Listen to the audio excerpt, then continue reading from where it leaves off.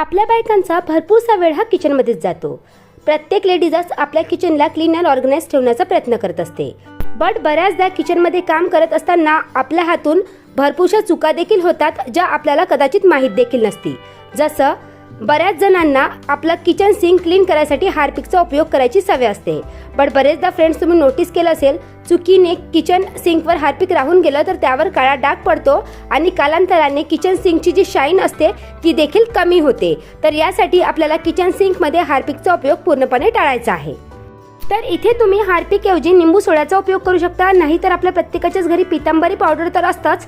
त्याने एकदा तुम्ही किचन सिंक साफ करून बघा, अगदी नव्यासारखे चमकेल. तर मैत्रिणींनो, किचनमध्ये काम करताना अशाच भरपूर चुका आपण माहीत नसताना करत असतो आणि त्यामुळे आपल्याला भरपूरसे नुकसान सहन करावे लागतात. तर त्या चुका कोणत्या आहेत त्या बघायच्या असेल तर मी फुल व्हिडिओ बनवलेला आहे. फोटो खाली जे त्रिकोणाचं साईन आहे त्यावर क्लिक करून तुम्ही फुल व्हिडिओ